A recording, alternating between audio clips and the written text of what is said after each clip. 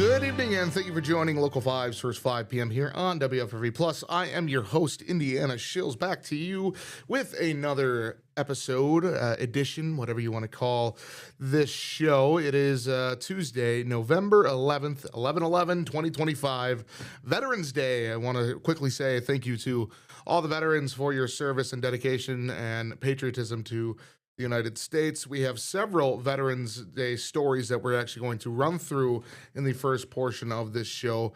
Obviously, a lot of veteran events throughout the Northeast Wisconsin communities, and we had some of our own. We had Blake Boris out at one of them. We had Ellie Davis out at another. There was a couple VOSATs. There was a new VFW opening in Shawano, and then a veteran ended up getting new window, or a veteran's widow, I think, ended up getting new windows. So we're going to go ahead and run through all of that to honor our veterans. So first things first, we're going to start out right here in Green Bay with Blake Borth. It is just me today real quick on the show. No need to fear. Should have a guest tomorrow. I think Blake said he's available. McKenna's been doing the show, the 4 p.m. show all week so far, but and then Ellie's in the Valley. So we're kind of just out of luck right now, but we'll get someone on the show eventually soon here. So, let's go ahead and talk about Blake's story. Veterans Day, it was, there was an event today. It looks like it was a daily reminder that freedom that we get to enjoy every day is not free at all. It comes at a cost to the patriots who went and defended it.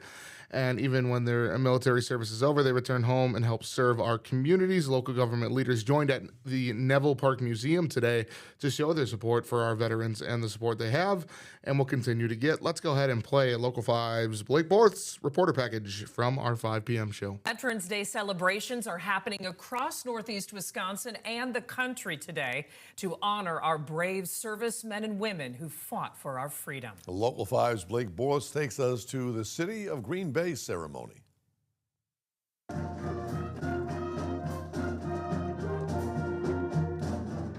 Veterans Day remembrance events like this one give the community a chance to honor our servicemen and women and give them the thank you that they deserve. We spend years away from our family and away from our community, and you sometimes wonder if you are forgotten. But when you come back to something like this, you know that the community is 100%, in support of you and thinking about you even while you're out and, serving your country. A reminder that the freedom that we have isn't free. And even after their service, our veterans continue to serve in our communities. We're very blessed to be in a country that has the freedom and liberties that we get to enjoy, and know that that's not free. It's paid for by our service members in the armed forces, and even the veterans themselves, when they get out, they tend to help serve their community too. Local community leaders joined today to share messages and connections they have to Veterans Day and why this day is so important. It is empowering to be around our great veterans, to listen to them, listen to their stories, and my job is to support them and support the community to make sure that they know that we all love them and respect them and will continue to be a partner. Weed's grandfather served in World War II and has a Purple Heart. His patriotism and love for this country is something he tries to instill in his everyday life. It was a very big impact and helped raise me. And so, that is something I live with every single day, to be an example for him and to honor him and continue to honor our veterans. In Green Bay, Blake Borth, Local 5 News. All right, so that was part of the Veterans Day celebration in Green Bay. Travels south a little bit to the Fox Valley, where Local 5's Ellie Davis was with a special community tribute inside the Outagamie County Courthouse. The program included a color guard presentation, a rifle salute by the Appleton American Legion Post 38, and music by the Fox Valley Airs, I think is how you say it. So let's go ahead and play Local 5's Ellie Davis's reporter package that ran in, I believe, our 4 p.m. show. Today, our nation and local communities are commemorating Veterans Day. The Fox Valley Veterans Council hosted its annual Veterans Day tribute inside the old Outagamie County Courthouse. Our Ellie Davis shows us how the community came together to recognize service members past and present. A morning of honor and reflection.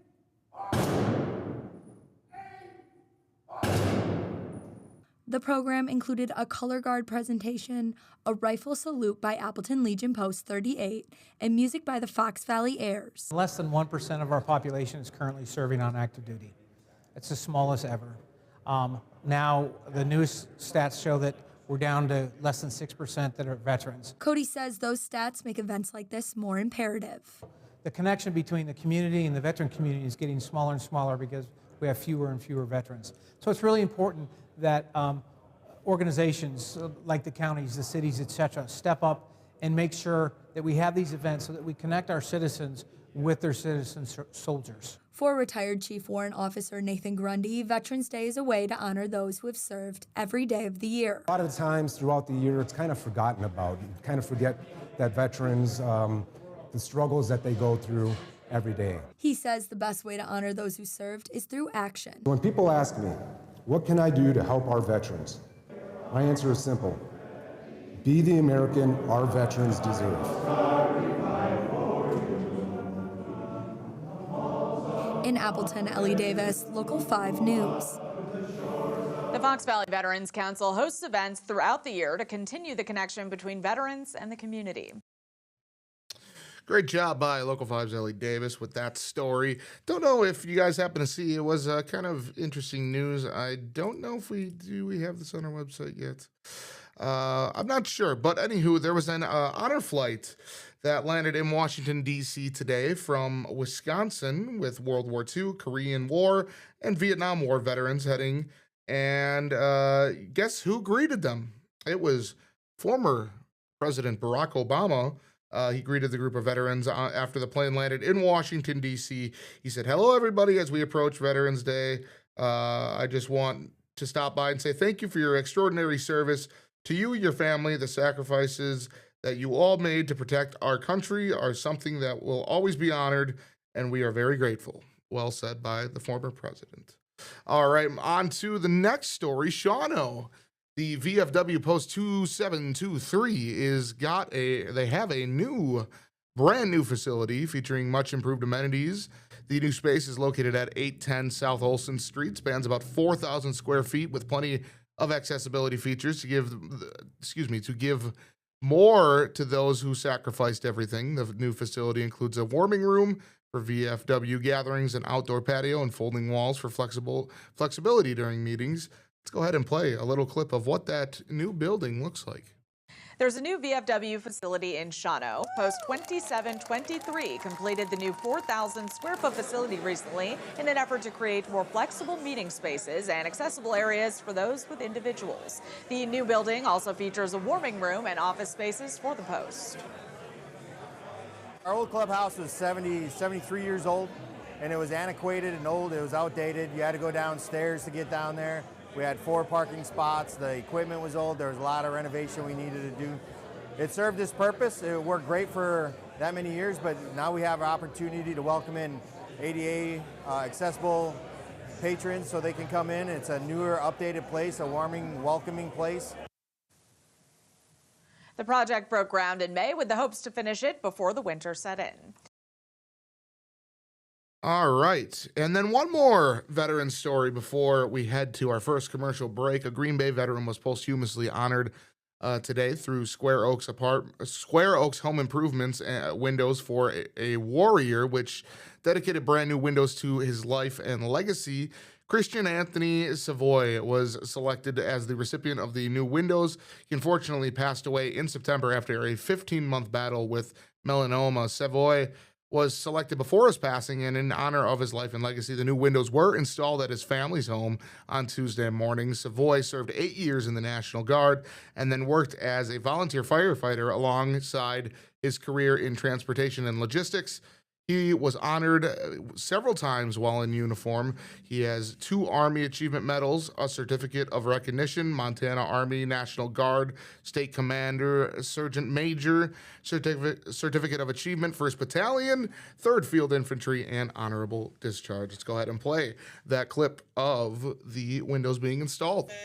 The family of a U.S. Army National Guard veteran received a full set of new windows on their house today, free of charge. Square Oaks Home Improvements made the donation through its Windows for a Warrior initiative to the family of Christian Savoy. His widow, Megan, and son, Riker, both still live in the home that they bought together before Christian passed away from a battle with cancer in September.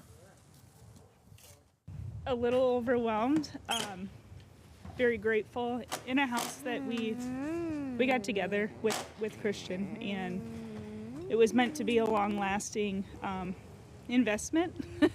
And I think that this is going to take a significant financial ease from Riker and I. The Windows for a Warrior initiative with Square Oaks was created to give back to veterans and their families as a thank you for their service and sacrifice. All right, folks. Well, I think it's time to head to our first commercial break. I want to thank you guys for tuning into Local 5's first 5 p.m. here on WFRV Plus. We will be back after these short commercial breaks with more local news.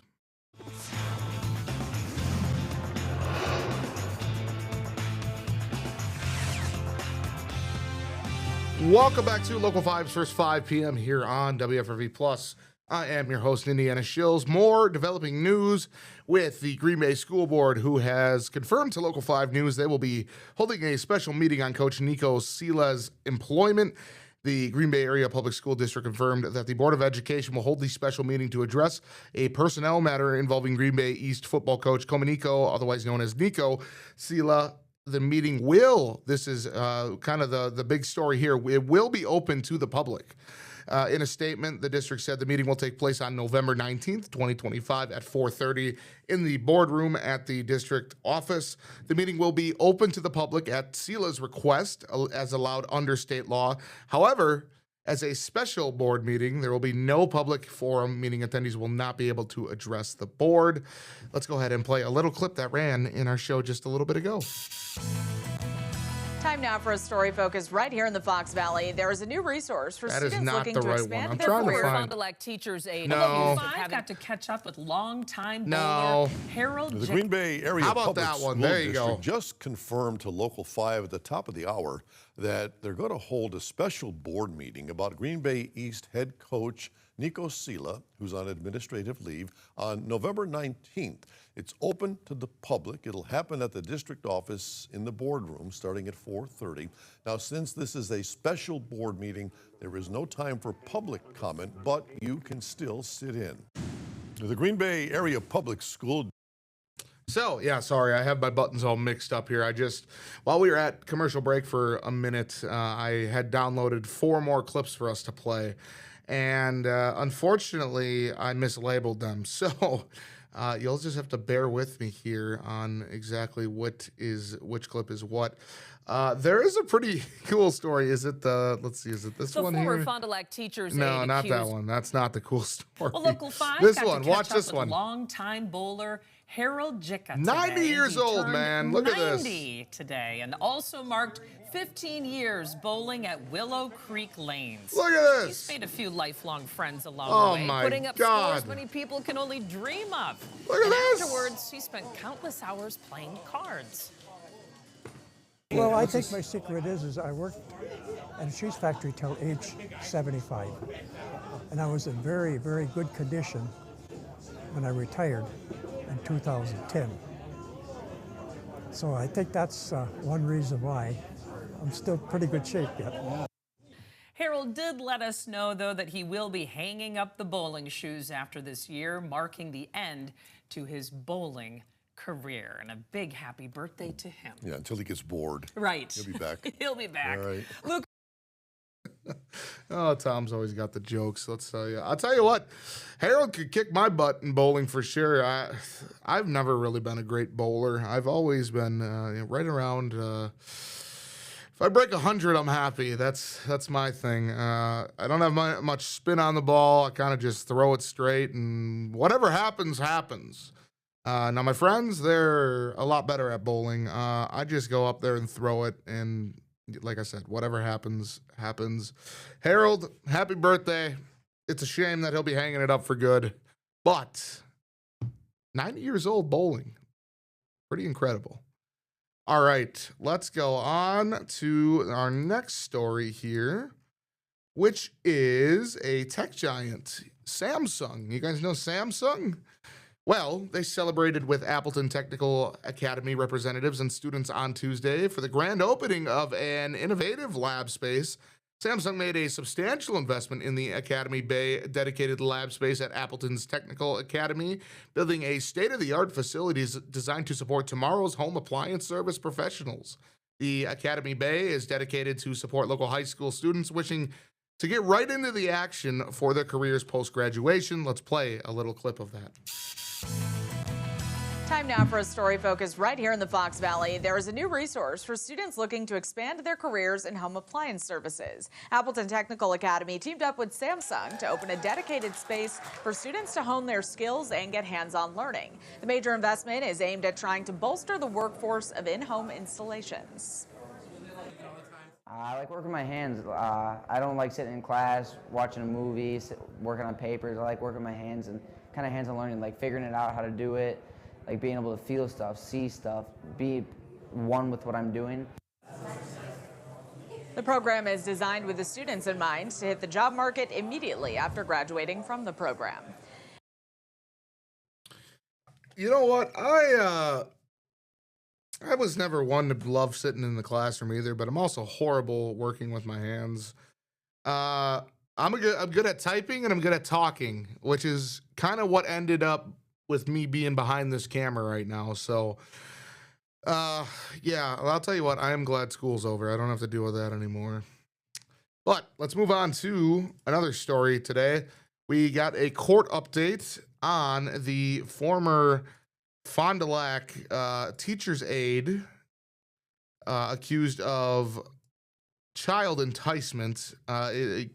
What's her name? It was Stephanie Jensen. She was formally charged following an alleged sexual relationship with an underage boy. The boy did not go to Faith Lutheran in Fond du Lac. Let's go ahead and play the clip of it right now. Well, Local 5 got to catch up with the former Fond du Lac teacher's aide accused of having a sexual relationship with an underage boy made her first court appearance today. 41-year-old Stephanie Jensen faces 10 felony charges. According to the criminal complaint, the sexual contact started last year before the victim turned 16. She'll be back in court on Monday. Now, Faith Lutheran School, where Jensen served as an aide, says they fired her. In a statement, they said the staff is committed to the safety of their students and families, and they're praying for those affected as they continue to put their faith and trust in the Lord. Well, moving on to some sports now. The Packers are kind of in a tenuous spot after consecutive home losses. Packers learned the hard way how dramatically an NFL team's fortunes can change in a week or two. Packers had the best winning percentage after beating the Steelers on October 26th. Just 2 games later, they're looking up at the Detroit Lions and the Chicago Bears in the NFC North standings. Running back Josh Jacobs said after the 10-7 loss against the Philadelphia Eagles on Monday night, "We've got a special team. I don't think nobody in this building or this locker room has given up belief in each other and what we can do and what we feel like we can do. It's not the end of the world, but with that being said, we do have a sense of urgency." The loss to the Eagles followed a surprising 16-13 home defeat against the Carolina Panthers. If the season ended today, the Packers 5-3-1 would be the NFC's 7th and final playoff seed for a 3rd straight year. They're a half a game behind Detroit and Chicago in the division race. That's not what the Green Bay Packers expected when it acquired Micah Parsons, believed an elite pass rusher could help a consistent playoff team develop into legitimate Super Bowl contenders. Micah Parsons said, "Honestly, it's just super frustrating, but it's just one of them things, like we're going to win together, we're going to lose together, regardless of the outcome, and just be there for our teammates, regardless of who we're playing better or which side is playing better." Parsons and the defense have done their part, though. The Packers rank 5th in the NFL in scoring defense and 7th in total defense. Packers haven't given up more than 16 points in any of their 3 losses. The problem is they've only scored 13 or fewer in each of those games. They fell 13-10 to the Cleveland Browns before the current skid. Parsons said there's no reason to panic for the Packers. There's no reason to panic, and that the Packers would start winning consistently once they start playing to their standard again. He believes the offense will get it going soon. Parson said, my confidence is still high. I got Jordan Love at quarterback. I got Josh Jacobs at running back. We're banged up at wide receiver, but we've still got Romeo Dobbs, Dontavion Wicks. We've got weapons. 1 week after allowing Carolina's Rico Dowdle to rush for 130 yards, 2 touchdowns, the Packers limited All-Pro selection Saquon Barkley to 60 yards on 22 carries. Eagles gained just 3.3 yards per rush as a team.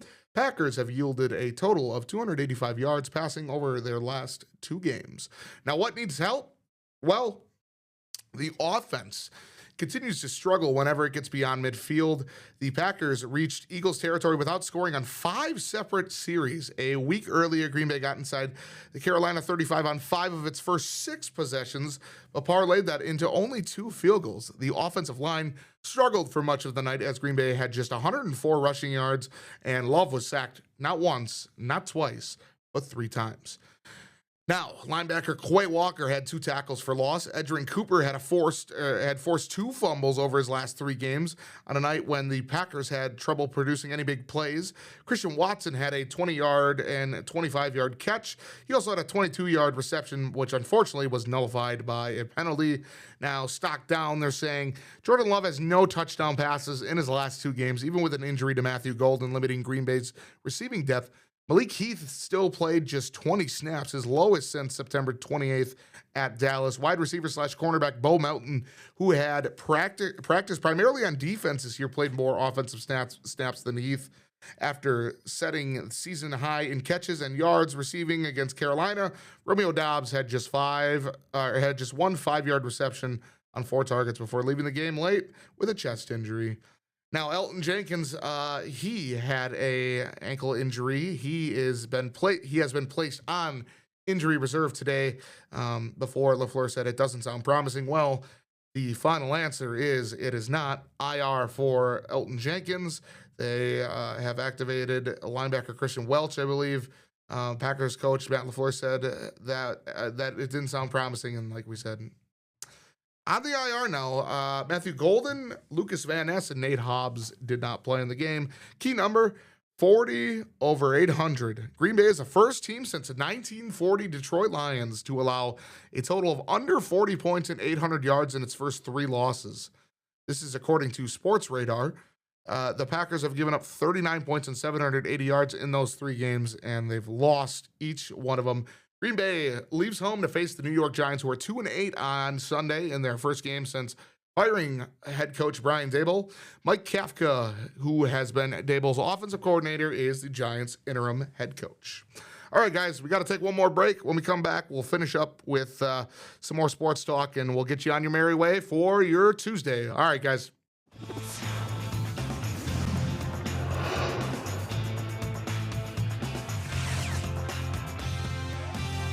Welcome back to Local 5's first 5 p.m. here on WFRV Plus. I am your host, Indiana Shills. A couple more stories to talk about before we send you guys on your way this evening. Some unfortunate news, aside from just the Packers losing at Lambeau Field. A local family from Little Chute is asking for the community's help after an engagement ring went missing during Monday night's football game at Lambeau Field. According to family members, the ring belongs to Rachel Evers' niece, who got engaged just 2 days earlier to her fiancé, Colin. The bride-to-be wore the ring to the game, but when it started to feel loose, she handed it to her fiancé, Colin, for safekeeping. The couple was sitting in section 115 during the game. Colin says he placed the ring in his pocket of his Carhartt bibs, but believes it may have fallen out when he went to the restroom just before the start of the 3rd quarter. Now, the two didn't realize the ring was missing until they got home, and despite retracing their steps and searching the area near the men's bathroom, they've had no luck finding it. The couple has been together for 6 years and were thrilled to get engaged 2 days before the game, making the loss especially heartbreaking. Rachel shared the couple story on the Moms of Appleton area Facebook group, where it has quickly gained attention from the community members offering support and advice. Family members say the Green Bay Packers organization has been notified about the missing ring. Anyone who may have found the ring or has information is asked to contact Rachel, Colin, or the mother, April. All their contact information is in the article on our website at wearegreenbay.com. Moving over to now, we got to talk about the weather. No Luke Sampe tonight, but I'll take it from here. Don't worry. A week after a strong geomagnetic, that's the word we're looking for, storming gave half the U.S. a chance to see the northern lights. New solar activity could bring the aurora to nearly every state.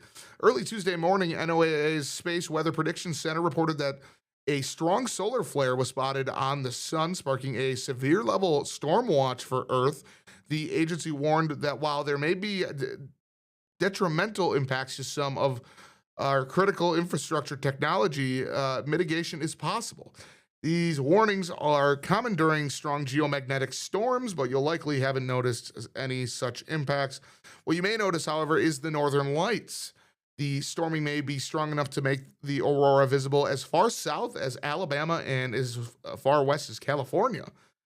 Here's what to know. We don't really need to know that. Will we see the northern lights in Wisconsin? Certainly looks like it will happen tonight.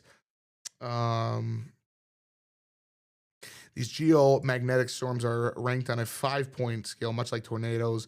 I guess this one has been a G4, so it's a pretty strong geomagnetic storm.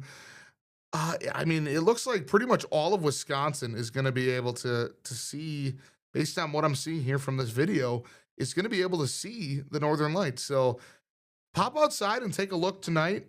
Take a look at the sky. Hopefully there's not too many clouds, and maybe you'll see some pretty cool aurora. All right, let's go. That's the wrong button. Boy, am I hitting all the wrong buttons today or what? Let's go this one here. Now, there's no Luke Sampe, but if you can't tell based on this graphic, tomorrow's going to get real windy. We have gusts in Green Bay at about 30 miles an hour, kind of all around northeast Wisconsin. That's really the only thing that's playing right now for the weather. So that's all I got for you. I know it's supposed to be a little warmer tomorrow than it was these last couple days, but it looks like tomorrow, in Ryan Kudish's weather article, he said, we'll start with clouds, especially north and east of Green Bay, with sunshine emerging for all of the late morning into the afternoon. The winds will be the only complaint, gusting to around 30 miles an hour as you're looking right here. But that brings highs into the upper 40s and low 50s. The wind will ease back Thursday a little bit, but still not completely calm. It'll be about 10 to 20 miles an hour. But we'll worry about Thursday when we get there. That's all I got for you guys. It's been one heck of an episode. Just myself today, but hopefully tomorrow we'll get Blake on, we'll get McKenna on, we'll get somebody on. Yeah, until then though, I hope you guys have a great rest of your Tuesday, and I will catch you at 5:30 tomorrow. All right, guys, take it easy.